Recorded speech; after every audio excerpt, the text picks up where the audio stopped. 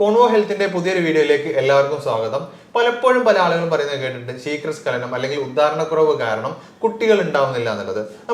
നമ്മൾ ഡിസ്കസ് ചെയ്യാൻ പോകുന്നത് ഇങ്ങനെയുള്ള ശീഘ്രസ്ഖലനം അല്ലെങ്കിൽ ഉദ്ധാരണക്കുറവ് അല്ലെങ്കിൽ ഇൻഫെർട്ടിലിറ്റി വിഷയങ്ങളാണ് നമ്മൾ ഇന്ന് ഡിസ്കസ് ചെയ്യാൻ പോകുന്നത്. ഇന്ന് നമ്മുടെ കൂടെ ഉള്ളത് ഡോക്ടർ ഹസീന മാം ആണ്. ഡോക്ടർ ബാസിൽ ഹോമിയോപ്പതി ഹോസ്പിറ്റലിലെ ഇൻഫെർട്ടിലിറ്റി വിഭാഗം സീനിയർ ഡോക്ടറാണ്. നമ്മൾ ഇന്ന് ഈ ഒരു ടോപ്പിക് ഡിസ്കസ് ചെയ്യാൻ കാരണം എന്താ വെച്ചാൽ പലപ്പോഴും പല ആളുകൾക്കും ഉണ്ടാകുന്ന ഒരു പ്രശ്നം തന്നെയാണ് ഈ ഒരു കുട്ടികളില്ലാത്ത ബുദ്ധിമുട്ട് എന്ന് പറയുന്നത്. അപ്പം ഇങ്ങനെയുള്ള ഒരുപാട് ആളുകൾക്ക് വർഷങ്ങളോളം എക്സ്പീരിയൻസ് കൊണ്ട് ഇങ്ങനെയുള്ള ഒരുപാട് ആളുകൾക്ക് കുട്ടികൾ ഉണ്ടാവാൻ, അതായത് പ്രഗ്നന്റ് ആയി നല്ലൊരു കുട്ടി ഉണ്ടാവാനുള്ള ഭയങ്കരമായിട്ട് ഹെൽപ്പ് ചെയ്ത ഡോക്ടറാണ് ഹസീന മാം എന്ന് പറയുന്നത്. കഴിഞ്ഞ ഒരു വർഷം കൊണ്ട് തന്നെ കുട്ടികളില്ലാത്ത പല ഡോക്ടറെയും മാറി മാറി കാണിച്ചിട്ട് അവസാനം ഇവിടെ എത്തിയിട്ട് അങ്ങനെയുള്ള 101 പ്രഗ്നൻസിയാണ് സക്സസ്ഫുൾ ആയിട്ടുള്ള 101 പ്രഗ്നൻസിയാണ് കഴിഞ്ഞ ഒരു വർഷത്തിന്റെ ഇടയിൽ ഉണ്ടായിട്ടുള്ളത്. അപ്പം മാമിനോട് നമ്മൾ ഇന്ന് ഡീറ്റെയിൽ ആയിട്ട് ഡിസ്കസ് ചെയ്യാൻ പോകുന്നത് എന്താണ് ഈ ഒരു ഇൻഫെർട്ടിലിറ്റിന്റെ വിഷയങ്ങൾ. ഇത് IVF ചികിത്സ ചെയ്യാതെ തന്നെ നമുക്ക് എങ്ങനെയാണ് ഇത് ഒരു നല്ലൊരു പ്രഗ്നൻസി ഉണ്ടാവുക, അത് പുരുഷന്റെ പ്രശ്നങ്ങളാണെങ്കിലും സ്ത്രീയുടെ പ്രശ്നങ്ങളാണെങ്കിലും അത് എങ്ങനെ കംപ്ലീറ്റ്ലി ക്യൂർ ചെയ്തിട്ട് നല്ലൊരു കുട്ടിയെ ജനിപ്പിക്കാം എന്നുള്ളതാണ് നമ്മൾ ഇന്നൊരു വീഡിയോയിൽ നമ്മൾ ഡിസ്കസ് ചെയ്യുന്നത്. അപ്പോൾ നമുക്ക് ഇതിന്റെ ഡീറ്റെയിൽ ആയിട്ട് ഡിസ്കഷൻ ഡോക്ടറായിട്ട് സംസാരിക്കാം. അതിന്റെ മുമ്പേ കഴിഞ്ഞ ദിവസം ഡോക്ടർ OPയിൽ ഒരു പേഷ്യന്റ് വന്നിട്ടുണ്ടായിരുന്നു. അതായത് ഇങ്ങനെയുള്ള ഒരു അസുഖം ഇൻഫെർട്ടിലിറ്റി വിഷയമായിട്ട് വന്ന ഒരു പേഷ്യന്റ് അവർ മാമിന്റെ ട്രീറ്റ്മെന്റ് എടുത്തു. കൃത്യമായ ട്രീറ്റ്മെന്റിന് ശേഷം അവർ പ്രഗ്നന്റ് ആയി. ഇപ്പൊ ഡെലിവറി കഴിഞ്ഞിട്ടുള്ള അവരൊരു ഹാപ്പി മൊമെന്റ് ഷെയർ ചെയ്യാൻ വേണ്ടിയിട്ടാണ് കഴിഞ്ഞ ദിവസം ഇവർ OPയിൽ വന്നിട്ടുണ്ടായിരുന്നത്. ആ വീഡിയോ ഒന്ന് കണ്ടു നോക്കാം. കുട്ടികളില്ലാണ്ട് ട്രീറ്റ്മെൻറ്റ് എടുത്തിരുന്നു. എനിക്ക് 25 വയസ്സ്, ഹസ്ബൻഡിന് 38 വയസ്സ്. ഞങ്ങൾ ഡോക്ടർ ബേസിൽ ഹോമിയോപ്പതി ഓൺലൈനായിട്ടാണ് കൺസൾട്ടേഷൻ ചെയ്തിട്ടുണ്ടായിരുന്നത്. ഞങ്ങളൊരു ഹസ്ബൻഡിന് കൗണ്ട് മോട്ടിലിറ്റി പ്രോബ്ലം ഒക്കെ ആയിരുന്നു. എനിക്ക് സ്കാൻ ചെയ്ത് ഓവുലേഷൻ കറക്റ്റല്ല, അങ്ങനെയൊക്കെ ആയിരുന്നു. ഒരു 5 മന്തൊക്കെ ട്രീറ്റ്മെൻറ്റ് എടുത്ത് കാണും.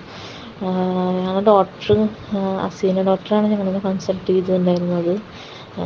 പറയാതിരിക്കാൻ പറ്റില്ല, അത്രയും സപ്പോർട്ടും എല്ലാ കാര്യങ്ങൾക്കും നമുക്ക് എന്ത് ഡൗട്ട് ഉണ്ടെന്ന് വെച്ചാൽ പറഞ്ഞു തരാനും എല്ലാത്തിനും ഞങ്ങളൊപ്പം ഉണ്ടായിരുന്നു. എന്ത് നമ്മൾ ഡൗട്ട് ഉണ്ടെന്ന് വെച്ചാൽ എത്ര തിരക്കായാലും ഡോക്ടർക്ക് പറഞ്ഞു തരാതിരിക്കാൻ പറ്റില്ല. അത്രയും നമുക്ക് സപ്പോർട്ടും കാര്യങ്ങളും മരുന്നും എല്ലാം അത്രയും ഇതുണ്ട്. ഞങ്ങൾക്ക് അത്രയും സന്തോഷമുണ്ട്. ഇപ്പോൾ 2 മന്ത് ആയി. ഞങ്ങളിപ്പോൾ ഹാപ്പിയാണ്.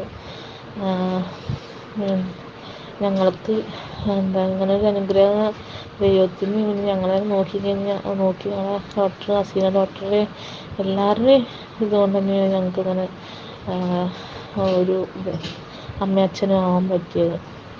പിന്നെ ഹസീന ഡോക്ടറോട് ഞങ്ങൾക്ക് അത്രയും നന്ദിയും കടപ്പാടും കാര്യങ്ങളും ഉണ്ട്. ഇപ്പൊ നിങ്ങൾ കണ്ടത് വർഷങ്ങളോളം കുട്ടികളില്ലാതെ വിഷമിച്ചിരിക്കുകയും പല ഡോക്ടേഴ്സിനെ മാറി മാറി കണ്ടിട്ടും റിസൾട്ട് ഇല്ലാതെയാണ് അവസാനം ഹസീന മാമിന്റെ അടുത്തെത്തിയിട്ടുണ്ടായിരുന്നത്.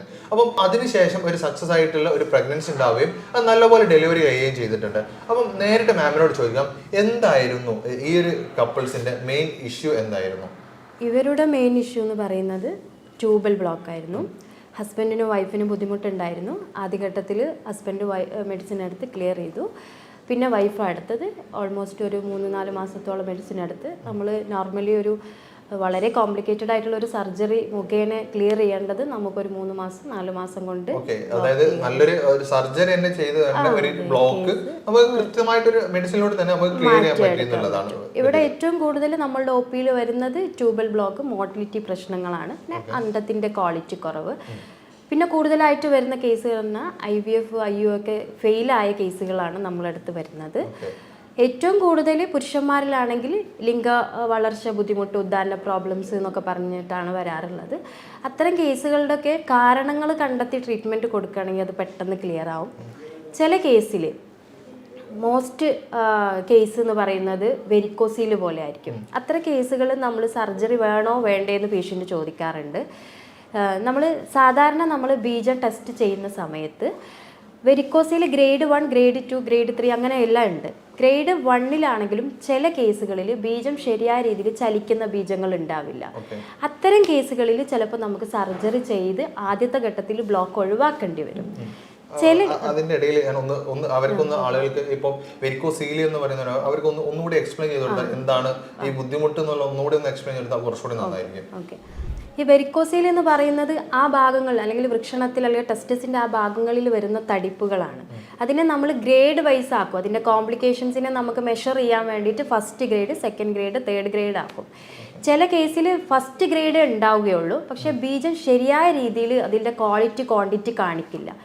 ചില കേസിൽ ഗ്രേഡ് 3 ആയിരിക്കും, പക്ഷെ നല്ല അത്യാവശ്യം കുഴപ്പമില്ലാത്ത രീതി, അതായത് മാനേജ് ചെയ്യാൻ പറ്റുന്ന രീതിയിലുള്ള ബീജങ്ങൾ പ്രസന്റ് ആയിരിക്കും. അതായത് ഒരു കുട്ടി ഉണ്ടാവാനുള്ള ബീജങ്ങൾ ക്വാളിറ്റി ക്വാണ്ടിറ്റി ഉണ്ടാവും. അപ്പം അത് നമ്മൾ ആദ്യ ഘട്ടത്തിൽ അത് വെരിഫൈ ചെയ്യണം. അതിന് നമുക്ക് ബീജം ടെസ്റ്റ് ചെയ്യുന്നതിലൂടെ മനസ്സിലാക്കാം.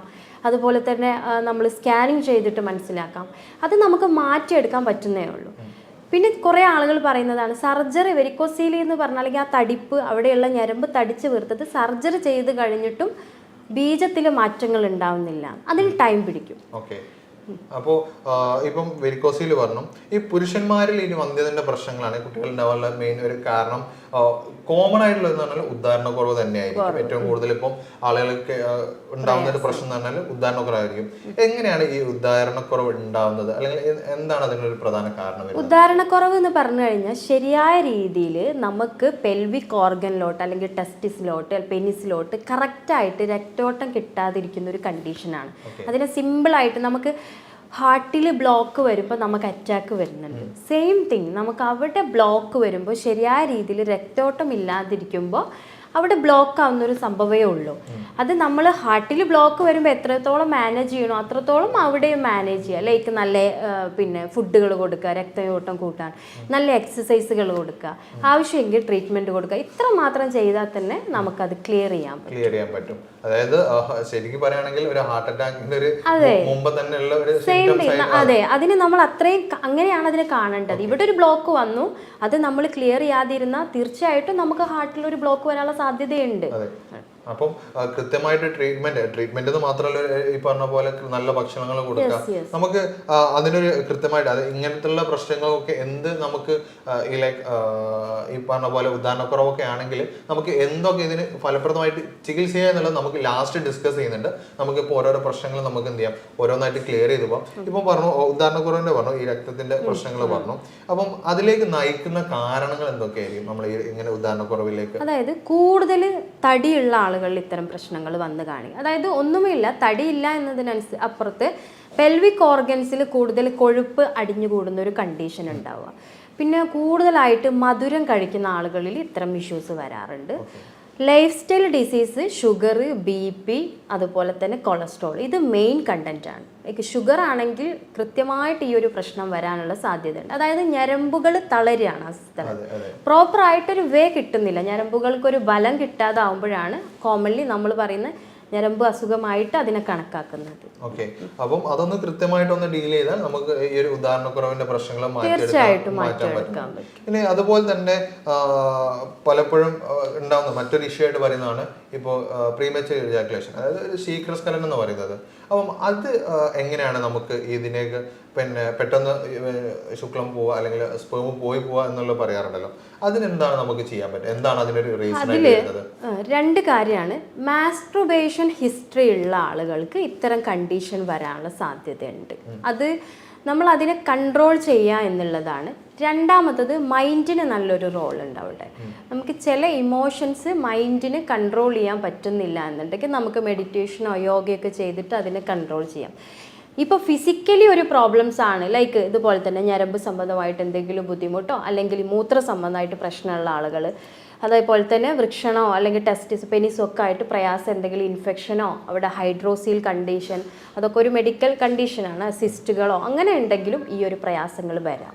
അപ്പോൾ അത് എന്താണെന്ന് കണ്ടെത്തിയിട്ട് അതിനൊരു ട്രീറ്റ്മെന്റ് എടുക്കുകയാണെങ്കിൽ അത് പെട്ടെന്ന് ക്ലിയർ ആയിട്ട് പോകും. ശീഘ്രസ്ഖലനത്തിന്റെയും അതുപോലെ ഉദാഹരണക്കുറവിന്റെയും നമ്മളിപ്പോൾ ഡിസ്കസ് ചെയ്തു.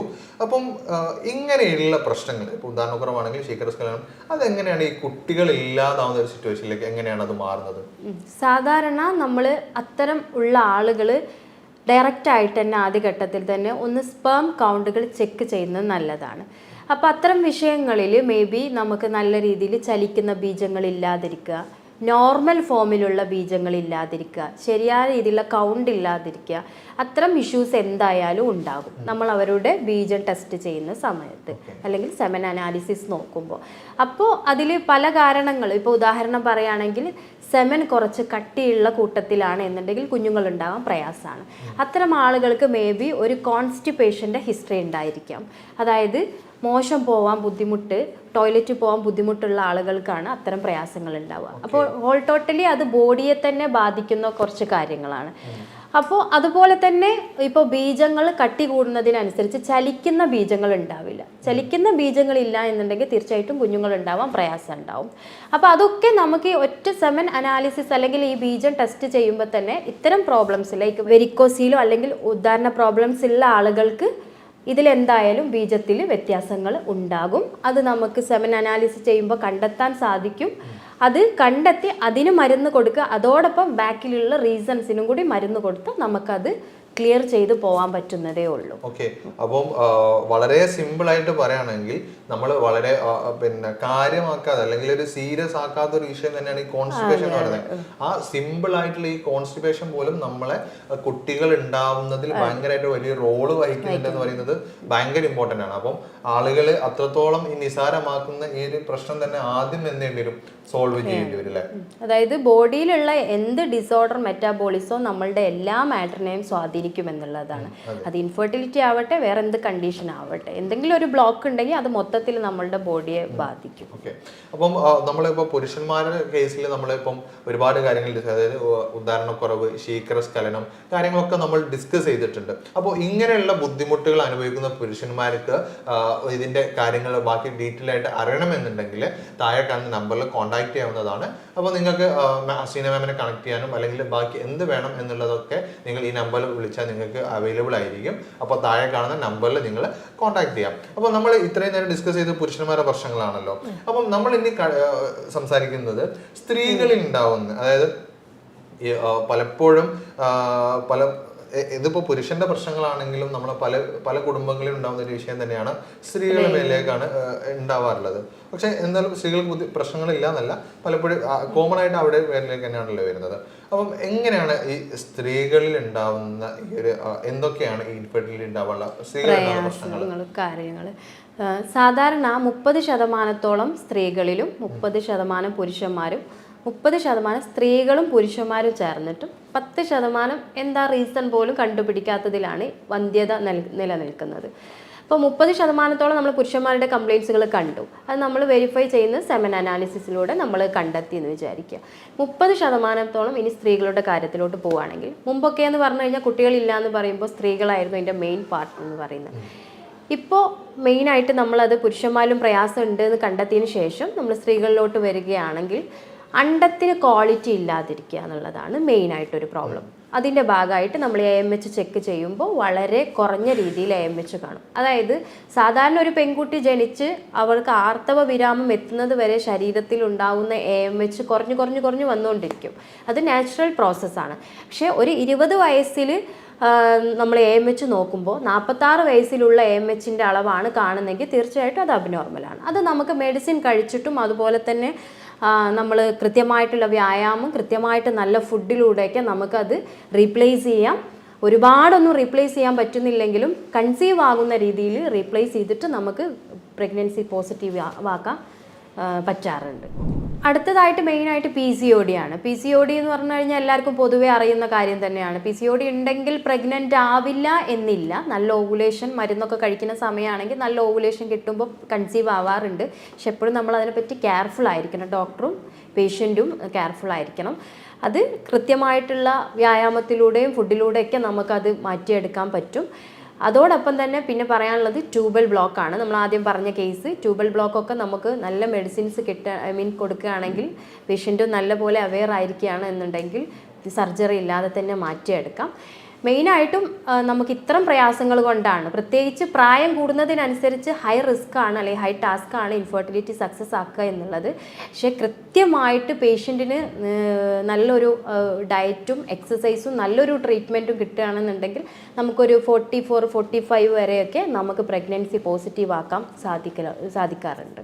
അപ്പോൾ നമ്മളിപ്പോൾ ട്യൂബൽ ബ്ലോക്കിന്റെ പറഞ്ഞല്ലോ. അപ്പോൾ നമ്മൾ കഴിഞ്ഞ ദിവസം നമ്മളെ ഡോക്ടർ ക്ലിനിക്കിലേക്ക് ഒരു പേഷ്യൻ്റ് വന്നിട്ടുണ്ടായിരുന്നു. അതായത് 10 വർഷത്തോളം കുട്ടികളില്ലായിരുന്നു. അവർ ഒരുപാട് ഡോക്ടേഴ്സിനെ കണ്ടു, IVF ട്രീറ്റ്മെന്റ് എടുത്തു. പക്ഷെ ഇതെല്ലാം കഴിഞ്ഞതിന് ശേഷവും കുട്ടികൾ ആവാതെയാണ് അവസാനം മാമിന്റെ ക്ലിനിക്കിൽ എത്തിയിട്ടുണ്ടായിരുന്നത്. അപ്പം അവർ കൃത്യമായിട്ട് ചികിത്സ ഇതിന് വേണ്ടി ചെയ്തു, ട്യൂബൽ ബ്ലോക്കിന് വേണ്ടിയിട്ടുള്ള ചികിത്സ കൃത്യമായിട്ട് അവർ ഫോളോ അപ്പ് ചെയ്തു. അവർ കുറച്ച് 3 മാസങ്ങൾക്ക് ശേഷം അവർ കൺസീവ് ആയി, പ്രഗ്നന്റ് ആയി.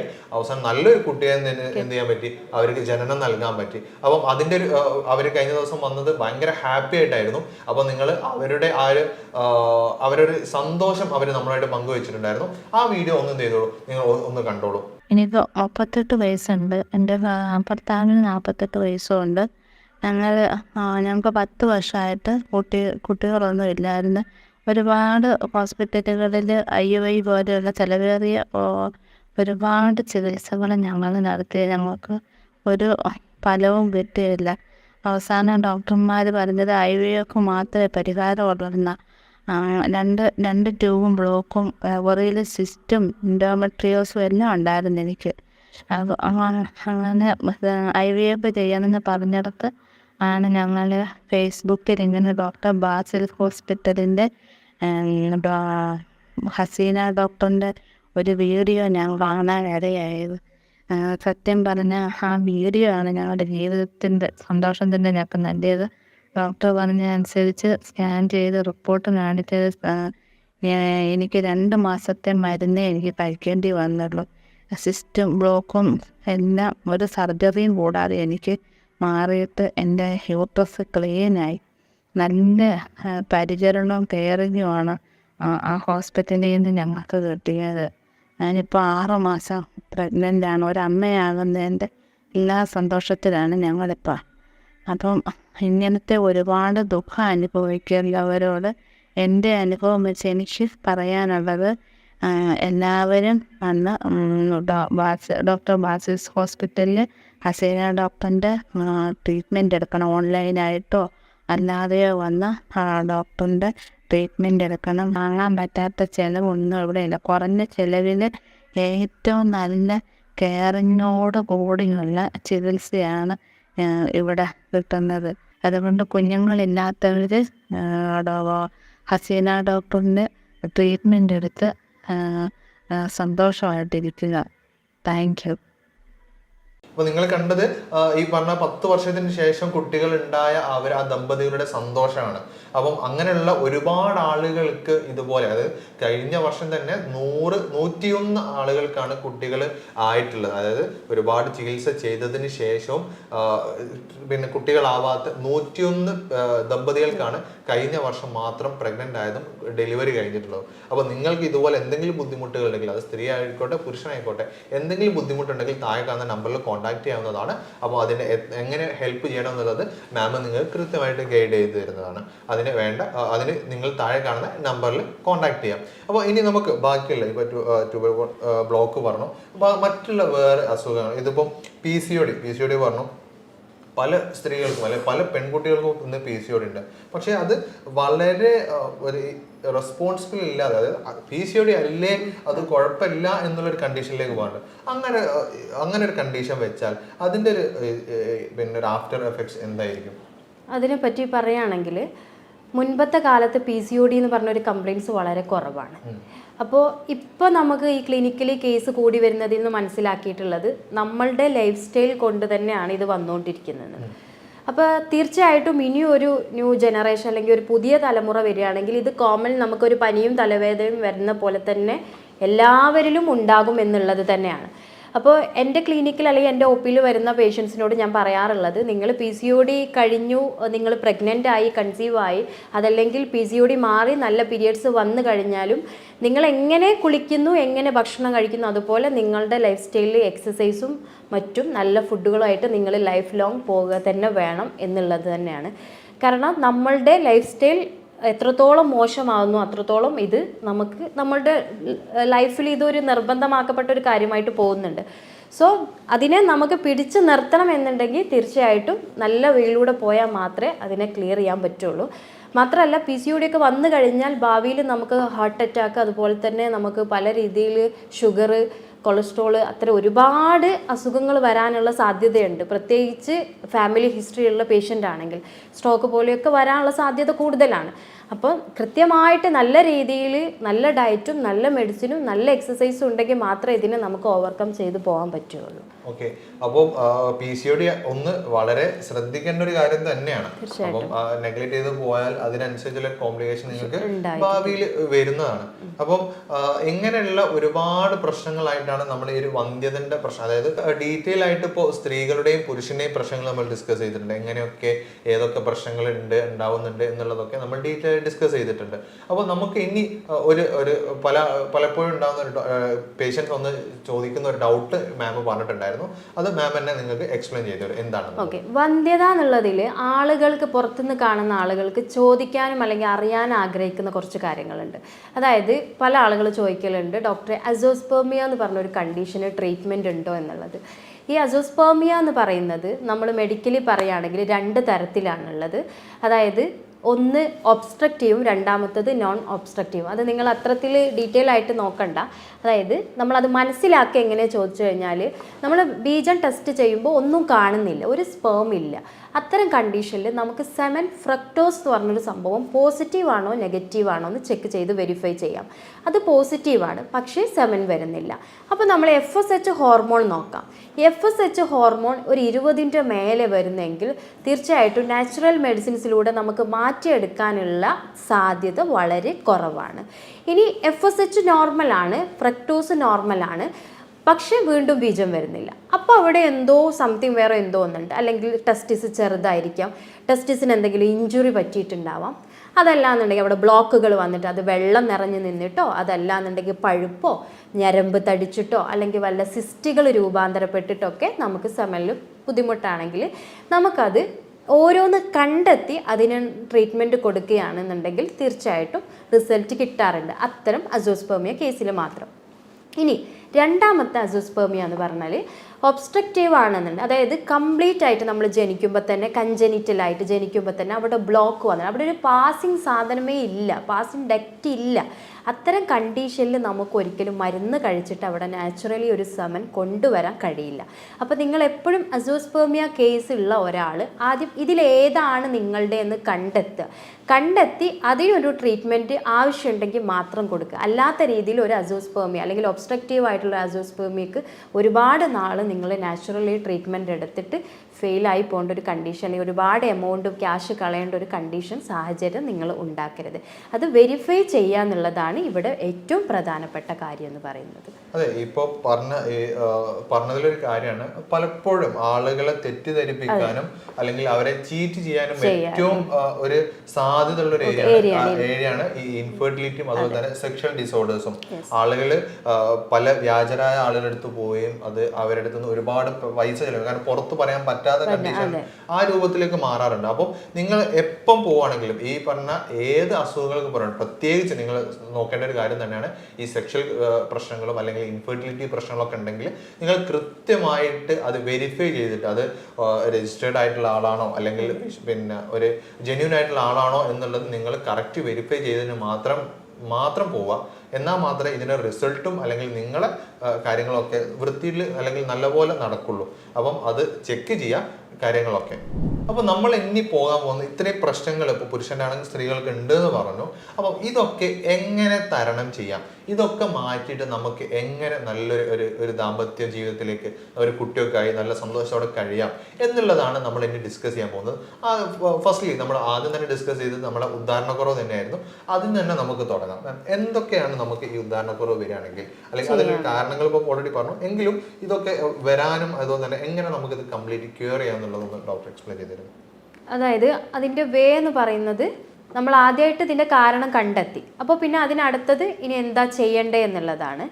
അപ്പോൾ നമുക്ക് ഓരോ പ്രശ്നത്തിനും ഓരോ സൊല്യൂഷനാണ്. ഇപ്പോൾ ചില കേസിൽ നമുക്ക് സർജറി ചെയ്യേണ്ട കേസുകളാണെങ്കിൽ സർജറി തന്നെ ചെയ്യേണ്ടി വരും.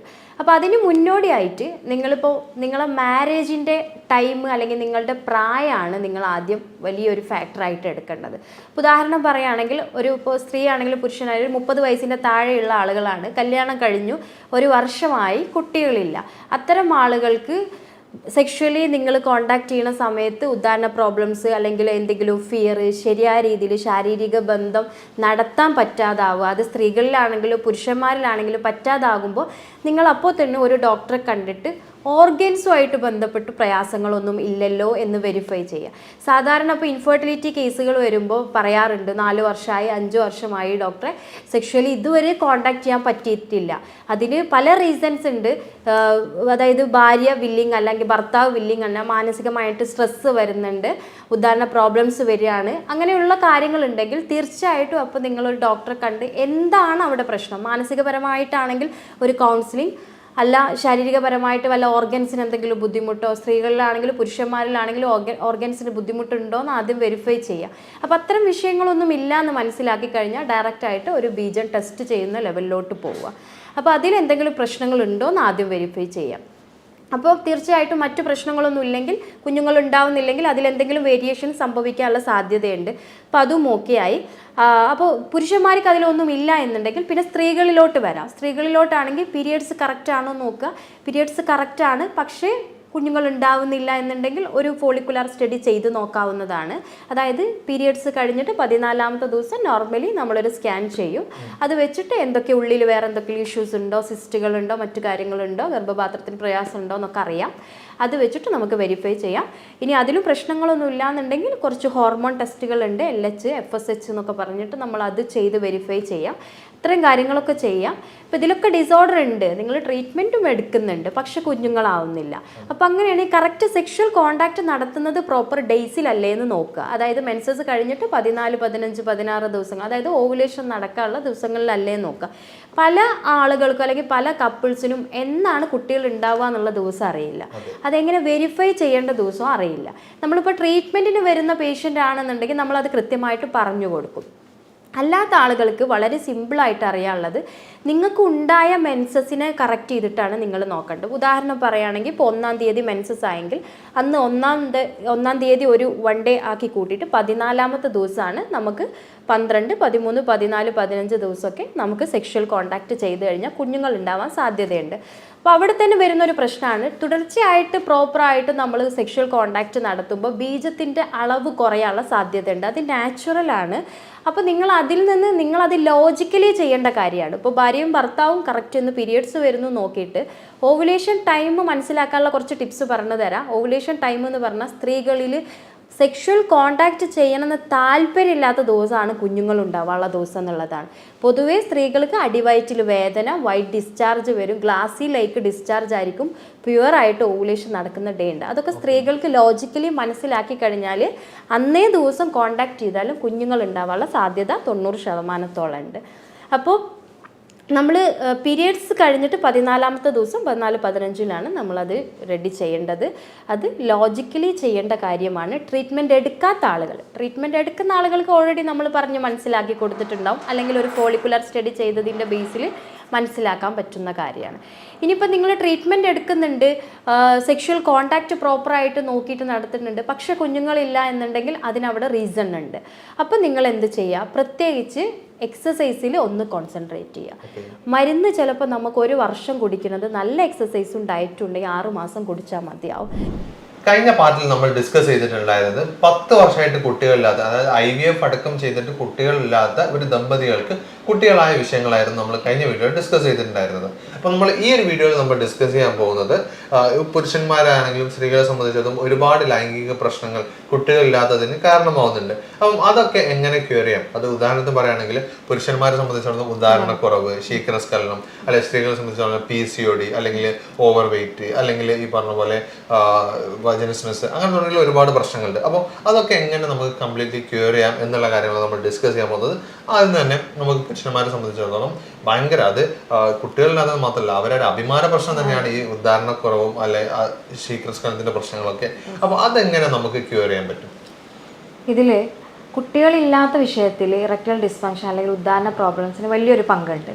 അപ്പോൾ പ്രായം കൂടുന്നതിനനുസരിച്ചും പ്രായം കുറഞ്ഞ ആളുകളിലും ഈ ഒരു കംപ്ലയിൻറ്റ്സ് പൊതുവേ കാണുന്നത് കൊണ്ട് തന്നെ ഒരു 50 വയസ്സിന് താഴെയാണ് എന്നുണ്ടെങ്കിൽ കറക്റ്റായിട്ടും ഇത് ഡയറക്റ്റ് തന്നെ നമ്മളെ ഫെർട്ടിലിറ്റിയെ ബാധിക്കുമെന്നുള്ളത് തന്നെയാണ്. ഈ ഉദാഹരണ പ്രോബ്ലംസ് എന്നുള്ളതിൻ്റെ ബാക്കിൽ വരുന്ന കാരണങ്ങൾ എന്ന് പറഞ്ഞാൽ മെയിനായിട്ടും വല്ല ഷുഗർ, കൊളസ്ട്രോള്, പ്രഷർ ഇതൊക്കെ ഉള്ളതായിരിക്കും. അതല്ലെങ്കിൽ കുറേ കാലമായിട്ട് എന്തെങ്കിലും മരുന്ന് കഴിക്കുന്ന ആളുകളായിരിക്കാം. അതോ അല്ലെങ്കിൽ വെരിക്കോസീൽ ഉണ്ടാവും, അതായത് കാലിലൊക്കെ വെയിലത്ത് അടിച്ച് വീർത്തിട്ട് അത് പിന്നീട് വൃഷണത്തിലോട്ട് വരുന്ന കണ്ടീഷനാണ് വെരിക്കോസീൽ. അത്തരം കണ്ടീഷനും ഉണ്ടായിരിക്കും. പിന്നെ തൈറോയ്ഡ് അല്ലെങ്കിൽ ഹോർമോൺസ് ഇംബാലൻസ് കൊണ്ടൊക്കെ തന്നെ നമുക്ക് കറക്റ്റായിട്ട് ഈ ഉദാഹരണ പ്രോബ്ലംസ് വരാമെന്നുള്ളതാണ്. മെയിനായിട്ട് നമ്മൾ മനസ്സിലാക്കേണ്ടത് ഉദാഹരണ പ്രോബ്ലംസ് എന്ന് പറഞ്ഞാൽ ഒറ്റ വാക്കിൽ രക്തയോട്ടം ശരിക്ക് ഇല്ലാത്ത ഒരു റീസണാണ്. അപ്പോൾ അതിനെ നമ്മൾ റിമേക്ക് ചെയ്തെടുക്കുക. അത് നമ്മൾ ഫെർട്ടൈൽ പീരീഡ്, അതായത് 50 വയസ്സിന് താഴെയുള്ള ആളുകൾക്ക് അത് വളരെ ഈസിയാണ്. മെയിൻ പ്രോബ്ലം ആരോഗ്യ പ്രശ്നങ്ങളൊന്നും ഇതുപോലത്തെ ഇല്ല എന്നുണ്ടെങ്കിൽ നമുക്കതിനെ സിമ്പിളായിട്ട് മാറ്റിയെടുക്കാൻ പറ്റുന്നതാണ്. അപ്പോൾ ഇത് ആദ്യം നമ്മൾ മനസ്സിലാക്കേണ്ടത് ഇതിനൊക്കെ കൃത്യമായിട്ടൊരു ട്രീറ്റ്മെന്റ് ഉണ്ട് എന്നുള്ളത് തന്നെയാണ്. പല ആളുകളും പിന്നെ ഇതിന് ചികിത്സ ഇല്ല എന്ന് വിചാരിച്ചിട്ട് വർഷങ്ങളോളം പിന്നെ ഇതിന്റെ ഒരു കേസ് പറയുകയാണെങ്കിൽ നമ്മൾ പലപ്പോഴും കേട്ടിട്ടുള്ള രണ്ടാമത്തെ പ്രശ്നമാണ് ഏതെങ്കിലും വ്യാജരായുള്ള ആളുകളുടെ അടുത്ത് പോവുക, എന്നിട്ട് അതിന്റെ മരുന്ന് കഴിച്ചിട്ട് ഉള്ള ഒരു നല്ല പിന്നെ കിഡ്നിന്റെ പ്രശ്നങ്ങൾ അല്ലെങ്കിൽ ബാക്കിയുള്ള പ്രശ്നങ്ങളൊക്കെ ആവാറുണ്ട്. അപ്പം എപ്പോഴും നിങ്ങൾ ശ്രദ്ധിക്കേണ്ടത് ഇങ്ങനത്തെ ഒരു പ്രശ്നങ്ങൾ ഉണ്ടെങ്കിൽ നിങ്ങൾ ഓപ്പൺ ആയിട്ട് ഒരു ഡോക്ടറെ അടുത്ത് സംസാരിക്കുക എന്നുള്ളത് തന്നെയാണ്.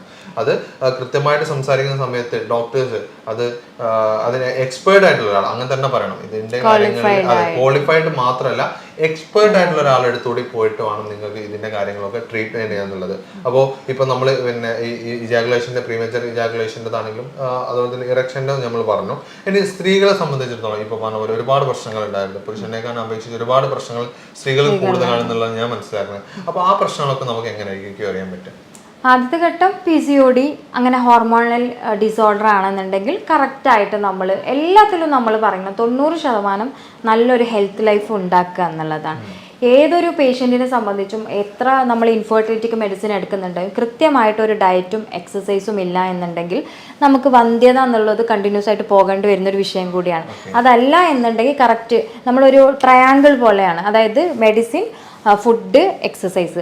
അതിൽ പ്രത്യേകം പറയുന്ന കെഗൽ എക്സസൈസ് എന്ന് പറയും നമ്മൾ. അതായത് അരക്കെട്ടിന് പുരുഷന്മാർക്കാണെങ്കിലും സ്ത്രീകൾക്കാണെങ്കിലും ശരിയായ രീതിയിൽ നമുക്ക് ബ്ലഡ് സർക്കുലേഷൻ കിട്ടുന്നതാണ് കെഗൽ എക്സസൈസുകൾ. അപ്പോൾ നമ്മൾ അത് ചെയ്യുകയാണെങ്കിൽ ഒരു പരിധിവരെ ഇത്തരം പ്രയാസങ്ങൾ മരുന്നില്ലാതെ തന്നെ നമുക്ക് മാറ്റാൻ പറ്റും. അതുവരെ നമുക്ക് എന്താ പറ്റുക, അതായത് ഉദാഹരണ പ്രോബ്ലംസോ അല്ലെങ്കിൽ പ്രീമച്യൂർ ഇജാക്കുലേഷൻ അതോ ഉള്ള ആളുകൾക്ക് കുറവ് വരും. അതോടൊപ്പം തന്നെ വജൈനസ്മസ് പ്രോബ്ലംസ് ഉള്ള ആളുകൾക്ക് ക്ലിയർ ആവും. ലേഡീസിനാണെങ്കിൽ PCOD, സിസ്റ്റ് പോലെയുള്ളത് കറക്റ്റ് ആവും. അത്തരം കാര്യങ്ങളൊക്കെ നമുക്ക് നല്ലൊരു ഈ ട്രയാങ്കിൾ വൈസ് നമ്മൾ പോവുകയാണെങ്കിൽ നമുക്ക് വളരെ സിമ്പിളായിട്ട് ഇൻഫെർട്ടിലിറ്റി ചേഞ്ച് ചെയ്യാൻ പറ്റും.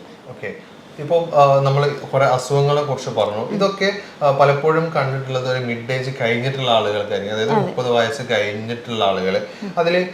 അതിന്റെ കൂടെ തന്നെ ഞാൻ ഇങ്ങനെ പറയുന്ന ഒരു സാധനം എന്ന് വെച്ചാൽ പലപ്പോഴും കണ്ടുവരുന്ന ഒരു പ്രവണതയാണ് കല്യാണം കഴിഞ്ഞ ഉടനെ കുട്ടികൾ വേണ്ട എന്ന് പറഞ്ഞിട്ട് 5 വർഷമോ അല്ലെങ്കിൽ 6 വർഷമോ അവർ ലൈഫ് കഴിഞ്ഞിട്ട് കുട്ടികൾ വേണമെന്ന് വെക്കുന്ന സമയത്ത് കുട്ടികൾ ഇല്ലാതായി പോകുന്നത്. അതിൽ പലപ്പോഴും കേട്ടിട്ടുള്ള വെച്ചാൽ കുട്ടികൾ വേണ്ടാന്ന് പറഞ്ഞിട്ട് പ്രഗ്നന്റ് ആയതിനു ശേഷം അബോർഷൻ ചെയ്ത വരെ കേസുകൾ വരെ ഉണ്ടായിട്ട് അവസാനം പിന്നെ കുട്ടികളെ വേണം എന്ന് വെക്കുന്ന സമയത്ത് അവർ കുട്ടികൾ ഉണ്ടാവാതെ ആവുന്ന ഒരുപാട് സിറ്റുവേഷൻസ് നമ്മൾ കേട്ടിട്ടുണ്ട്. പലപ്പോഴും പല ആളുകൾ അനുഭവം കേട്ടിട്ടുണ്ട്.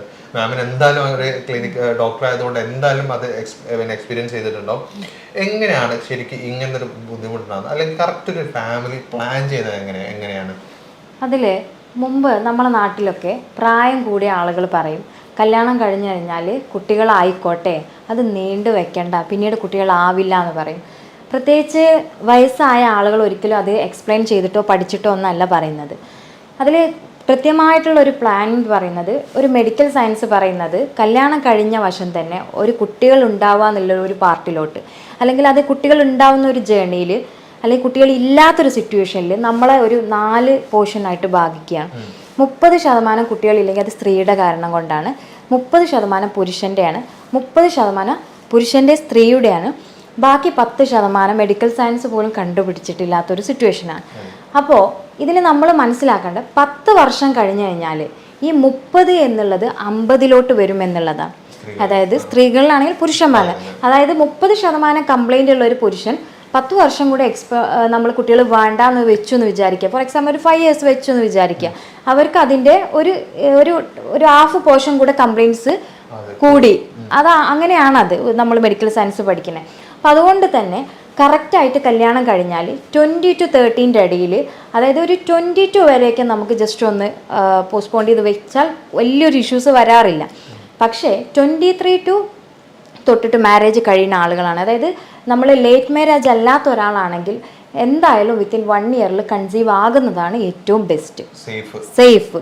വേറെ ഇഷ്യൂസ് ഒന്നും ഇല്ലാന്നുണ്ടെങ്കിൽ. കാരണം എന്താണെന്ന് ചോദിച്ചു കഴിഞ്ഞാൽ ആദ്യത്തെ 3 to 4 മാസത്തെ സെക്സ് എന്ന് പറയുന്നത് ഒരിക്കലും നമ്മൾ ഡോക്ടേഴ്സ് കണക്കിലെടുക്കാറില്ല. അതൊരു പ്രോപ്പർ സെക്സ് അല്ലാത്തത് കൊണ്ട് തന്നെ അതിൽ കുഞ്ഞുങ്ങൾ ഉണ്ടാവാനുള്ള സാധ്യത കുറവാണ്.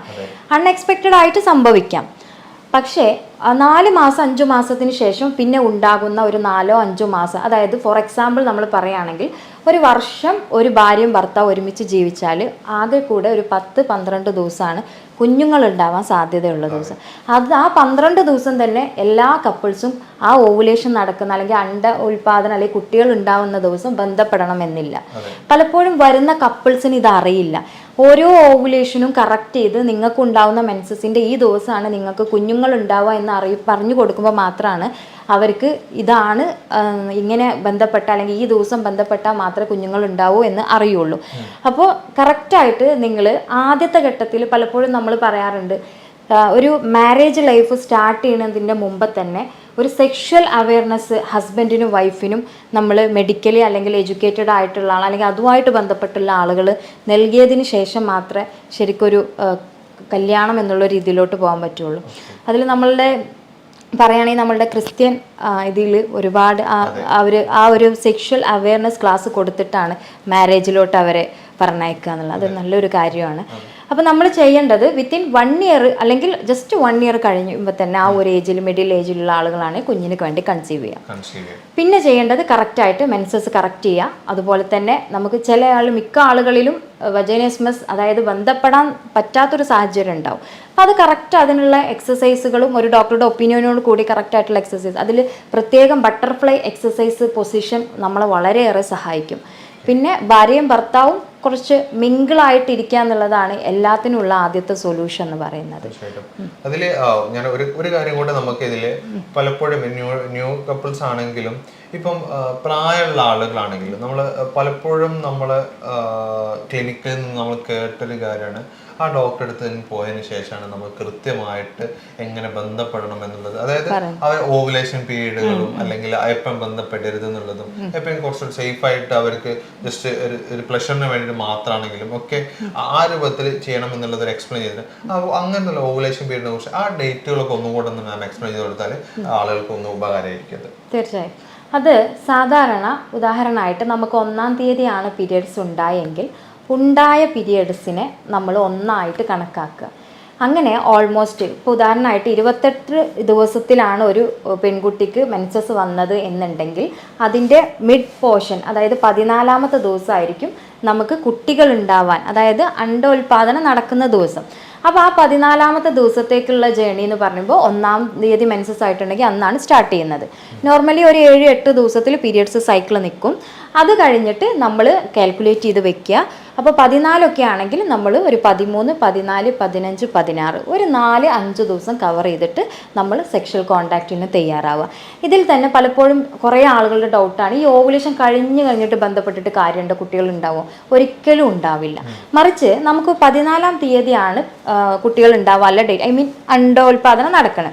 13-ാം തീയതി സെക്ഷൽ കോണ്ടാക്റ്റ് നടത്തിയാലും 72 മണിക്കൂറിനേക്കാൾ കൂടുതൽ സ്പേം നമ്മൾ സ്ത്രീയുടെ ശരീരത്തിൽ നിൽക്കാൻ സാധ്യത കൊണ്ട് തന്നെ നമുക്ക് പിറ്റേ ദിവസം ഓവുലേഷൻ നടന്നാലും ചെറിയ ചാൻസ് സംഭവിക്കാം. പക്ഷേ എപ്പോഴും നമ്മൾ 14-ാം തീയതി ആണ് എന്നുണ്ടെങ്കിൽ അന്ന് തന്നെ കോണ്ടാക്ട് ചെയ്യുമ്പോഴാണ് ഇതിൽ കറക്റ്റായിട്ടൊരു വാല്യൂ കിട്ടുന്നത്. ഇവിടെ തന്നെ ഞാൻ പ്രത്യേകം പറയലുണ്ട്, ഈ ഓവുലേഷന് നമ്മൾ അറിയാൻ കുറച്ച് സിംറ്റംസ് ഉണ്ട്. അടിവയറ്റിൽ വേദന ഉണ്ടാവും, പീരിയഡ്സിൻ്റെ സമയത്തുള്ള പോലെ തന്നെ ആവും. അതുപോലെ തന്നെ നമുക്ക് വൈറ്റ് ഡിസ്ചാർജ് ഉണ്ടാവും, ഗ്ലാസി ലൈക്ക് ഡിസ്ചാർജ് ആയിരിക്കും. അത് സാധാരണ വെള്ളപ്പോക്ക് പോലെ ആവില്ല. അതുപോലെ തന്നെ ചില ആളുകൾ ഇത് ബ്ലഡി മിക്സ്ഡ് ആയിരിക്കും. അപ്പോൾ നല്ല ടെൻഷൻ ഉണ്ടാവും, ഇതിപ്പോൾ വീണ്ടും 14 ദിവസം കഴിഞ്ഞിട്ട് വീണ്ടും മെൻസസ് ആവുകയാണോ ഒരു ഡൗട്ട് ഉണ്ടാവും. അതും ഓവുലേഷൻ്റെ ഭാഗമാണ്. അതുപോലെ തന്നെ അന്ന് ഒരു മൂഡ് സെൻസ് വരുന്നത് കൊണ്ട് തന്നെ ഒരു 100% എന്ന് വേണമെങ്കിൽ പറയാം, സ്ത്രീകൾക്ക് സെക്ഷൽ താല്പര്യം ഉണ്ടാവില്ല. അതായത് അവർക്ക് നമുക്ക് വെച്ചാൽ നോർമലി ഒരു പെയിനും അസ്വസ്ഥതയും ഒക്കെ ഉള്ളൊരു ടൈമാണ്. ചെറിയ കാര്യങ്ങൾക്ക് പോലും ഹസ്ബൻഡും വൈഫും വഴക്കുണ്ടാക്കുകയും അന്ന് പോയി കിടന്നുറങ്ങുകയും ചെയ്യും. അതാണ് മിക്ക ആളുകളിലും സംഭവിക്കുന്നത്. നമ്മൾ അതിനെ മനസ്സിലാക്കുക എന്നുള്ളതാണ് ആദ്യത്തെ ഘട്ടം. ഇപ്പോൾ 10 മണിക്ക് ഇന്ന് രാവിലെയാണ് ഓവുലേഷൻ നമ്മൾ അറിഞ്ഞു വിചാരിക്കുക, നാളെ 10 മണി വരെ, അതായത് 24 hours ഓവം ഉണ്ടാവും. അപ്പോൾ നമ്മൾ എന്ത് ചെയ്യുക, അപ്പോൾ നമുക്കത് മനസ്സിലായി ഇന്ന് ഓവുലേഷൻ നടക്കുന്നുണ്ട്, കുഞ്ഞുങ്ങൾ ഉണ്ടാവാൻ സാധ്യത ഉണ്ടെങ്കിൽ നമുക്ക് അതിൻ്റെ ഇടയിൽ 3 or 4 സെക്സുകളൊക്കെ മാക്സിമം നമുക്ക് ആർട്ടിഫിഷ്യൽ ആയിട്ടെങ്കിലും ചെയ്യാം. ബിക്കോസ് നമ്മളുടെ ഇത് നമുക്ക് കുഞ്ഞുങ്ങൾ ഉണ്ടാവണം എന്നാണ്. അതെ, ചിലപ്പോൾ ഫസ്റ്റ് സെക്കൻഡ് ടൈംസ് ചെയ്യുന്ന പോലത്തെ ഒരു സാറ്റിസ്ഫാക്ഷനോ അല്ലെങ്കിൽ കറക്റ്റ് സ്പേം വരുന്ന അത്രയൊക്കെ ആളുകൾ ഡൗട്ട് ചോദിക്കാറുണ്ട്. അപ്പോൾ അത്തരം ഒക്കെ ഉണ്ടാവും, അതായത് ഉണ്ടാവാൻ സാധ്യത കുറവാണ്. എങ്കിൽ പോലും നമ്മളുടെ മാറ്റർ എപ്പോഴും ഒരു കുഞ്ഞുണ്ടാവുക എന്നുള്ളത് കൊണ്ട് തന്നെ ആ 24 hours നമ്മൾ യൂട്ടിലൈസ് ചെയ്യുക. ആ രീതിയിലാണ് നമ്മളത് വളരെ എക്സ്പ്ലെയിൻ ചെയ്തിട്ടാണ്. അതായത് എങ്ങനെ ഏത് സമയത്ത് എങ്ങനെയൊക്കെ ബന്ധപ്പെടാം എന്നുള്ളത് അടക്കം എത്രത്തോളം ഡീറ്റെയിൽ ചെയ്തിട്ടുണ്ട് നമുക്ക് ഡോക്ടർ നമുക്ക് എക്സ്പ്ലെയിൻ ചെയ്ത് തന്നിട്ടുണ്ട്. പിന്നെ ഇതിന് ഇപ്പം നമ്മൾ മുമ്പ് സംസാരിച്ചിട്ടുണ്ടായിരുന്നു, 10 വർഷമായിട്ട് കുട്ടികളില്ലാത്ത ഒരു ദമ്പതികൾക്ക് അതായത് IVF അടക്കം ചെയ്തിട്ടും കുട്ടികളില്ലാത്ത ഒരു ട്രീറ്റ്മെന്റ്, നോർമൽ ട്രീറ്റ്മെന്റിലൂടെ നമുക്ക് അവർക്ക് കുട്ടികൾ ഉണ്ടായി എന്നുള്ളതാണ്. അല്ലാതെ ഒരുപാട് മറ്റുള്ള സർജറീസോ കാര്യങ്ങളോ ഒന്നും തന്നെയല്ല. കൃത്യമായിട്ടുള്ള ട്രീറ്റ്മെന്റ്, എക്സസൈസ്, ഫുഡും കാര്യങ്ങളൊക്കെ നിയന്ത്രിച്ച സമയത്ത് ഈ ഡോക്ടറുടെ കറക്റ്റ് സേവനത്തോടെ തന്നെ അവർ കുട്ടികൾ ഉണ്ടായി എന്നുള്ളതാണ്. അപ്പോൾ അവരെ വീഡിയോ നിങ്ങൾക്ക് ഒന്നുകൂടെ കണ്ടുവരാം. എനിക്ക് 38 വയസ്സുണ്ട്, എൻ്റെ ഭർത്താവിന് 48 വയസ്സുണ്ട്. ഞങ്ങൾക്ക് 10 വർഷമായിട്ട് കുട്ടികളൊന്നും ഇല്ലായിരുന്നു. ഒരുപാട് ഹോസ്പിറ്റലുകളിൽ IUI പോലെയുള്ള ചിലവേറിയ ഒരുപാട് ചികിത്സകൾ ഞങ്ങൾ നടത്തി. ഞങ്ങൾക്ക് ഒരു ഫലവും കിട്ടിയില്ല. അവസാനം ഡോക്ടർമാർ പറഞ്ഞത് IVF മാത്രമേ പരിഹാരമുള്ളൂ. രണ്ട് ട്യൂബും ബ്ലോക്കും ഒറിയിൽ സിസ്റ്റും ഇൻഡോമെട്രിയോസും എല്ലാം ഉണ്ടായിരുന്നു എനിക്ക്. അങ്ങനെ IVF ചെയ്യണമെന്ന് പറഞ്ഞിടത്ത് ആണ് ഞങ്ങൾ ഫേസ്ബുക്കിൽ ഇങ്ങനെ ഡോക്ടർ ബാസിൽ ഹോസ്പിറ്റലിൻ്റെ ഹസീന ഡോക്ടറിൻ്റെ ഒരു വീഡിയോ ഞാൻ കാണാൻ ഇടയായത്. സത്യം പറഞ്ഞാൽ ആ വീഡിയോ ആണ് ഞങ്ങളുടെ ജീവിതത്തിൻ്റെ സന്തോഷം തന്നെ ഞങ്ങൾക്ക് നൽകിയത്. ഡോക്ടർ പറഞ്ഞ അനുസരിച്ച് സ്കാൻ ചെയ്ത് റിപ്പോർട്ട് കാണിച്ചത് എനിക്ക് 2 മാസത്തെ മരുന്നേ എനിക്ക് കഴിക്കേണ്ടി വന്നുള്ളൂ. സിസ്റ്റും ബ്ലോക്കും എല്ലാം ഒരു സർജറിയും കൂടാതെ എനിക്ക് മാറിയിട്ട് എൻ്റെ യൂട്രസ് ക്ലീനായി. നല്ല പരിചരണവും കെയറിങ്ങുമാണ് ആ ഹോസ്പിറ്റലിൽ നിന്ന് ഞങ്ങൾക്ക് കിട്ടിയത്. ഞാനിപ്പോൾ 6 മാസം പ്രഗ്നൻ്റാണ്. ഒരമ്മയാകുന്നതിൻ്റെ എല്ലാ സന്തോഷത്തിലാണ് ഞങ്ങളിപ്പോൾ. അപ്പം ഇങ്ങനത്തെ ഒരുപാട് ദുഃഖം അനുഭവിക്കുന്നവരോട് എൻ്റെ അനുഭവം വെച്ച് എനിക്ക് പറയാനുള്ളത്, എല്ലാവരും വന്ന് ഡോക്ടർ ബാസിസ് ഹോസ്പിറ്റലിൽ ഹസീന ഡോക്ടറിൻ്റെ ട്രീറ്റ്മെൻറ്റ് എടുക്കണം. ഓൺലൈനായിട്ടോ അല്ലാതെയോ വന്ന് ഡോക്ടറിൻ്റെ ട്രീറ്റ്മെൻറ്റ് എടുക്കണം. വാങ്ങാൻ പറ്റാത്ത ചിലവൊന്നും ഇവിടെ ഇല്ല. കുറഞ്ഞ ചിലവിൽ ഏറ്റവും നല്ല കെയറിങ്ങോട് കൂടിയുള്ള ചികിത്സയാണ് ഇവിടെ കിട്ടുന്നത്. അതുകൊണ്ട് കുഞ്ഞുങ്ങളില്ലാത്തവർ ഹസീന ഡോക്ടറിൻ്റെ ട്രീറ്റ്മെൻറ്റ് എടുത്ത് സന്തോഷമായിട്ടിരിക്കുക. Thank you. അപ്പോൾ നിങ്ങൾ കണ്ട വീഡിയോ എന്ന് പറയുന്നത് 10 വർഷമായിട്ട് കുട്ടികളില്ലാത്ത ഒരു ദമ്പതികൾക്ക് കുട്ടികളായതാണ്. IVF അടക്കം ചെയ്തിട്ട് റിസൾട്ട് ഇല്ലാത്ത അവർക്ക് കുട്ടികളായതാണ്. അപ്പോൾ നിങ്ങളോട് പറയാനുള്ളത്, ഇതുപോലുള്ള ഒരുപാട് ആളുകൾ കുട്ടികളില്ലാത്ത വിഷമിക്കുന്നുണ്ട്. ചെറിയ ചെറിയ സില്ലി പ്രോബ്ലംസ് കൊണ്ട് പിന്നെ കുട്ടികളില്ലാത്ത പ്രശ്നങ്ങളുണ്ട്. അപ്പോൾ നിങ്ങളുടെ ഫാമിലിയിൽക്കോ ആർക്കെങ്കിലും ഇങ്ങനെ ബുദ്ധിമുട്ടുണ്ടെങ്കിൽ ഈ വീഡിയോ അവർക്ക് നിർബന്ധമായിട്ട് ഷെയർ ചെയ്ത് കൊടുക്കണം. കാരണം കുട്ടികളില്ലാത്ത വിഷമങ്ങൾ എന്തായാലും എത്രത്തോളം അവർ ചിരിച്ച് കളിച്ച് നടന്നാലും അവർക്കേ മനസ്സിലാവുള്ളൂ. അപ്പോൾ എന്തായാലും ഈ വീഡിയോ അവർക്ക് ഷെയർ ചെയ്ത് കൊടുക്കണം. ഇതിൽ എന്തെങ്കിലും സംശയങ്ങളോ കാര്യങ്ങളോ ഉണ്ടെങ്കിൽ നിങ്ങൾക്ക് ധൈര്യമായിട്ട് താഴെ കാണുന്ന നമ്പറിൽ കോൺടാക്ട് ചെയ്യുന്നതാണ്. നിങ്ങൾ കൂടുതൽ ഡീറ്റെയിൽസ് വേണമെങ്കിൽ ഡോക്ടറുടെ സഹായത്തോടെ തന്നെ അവർ നിങ്ങൾക്ക് എന്ത് ചെയ്തു തരും, കാര്യങ്ങൾ എക്സ്പ്ലെയിൻ ചെയ്തു തരും. അപ്പോൾ മറ്റൊരു വീഡിയോയുമായി, ഇതുപോലെ തന്നെ മറ്റൊരു വീഡിയോയുമായി നമുക്ക് വീണ്ടും കാണാം. Thank you.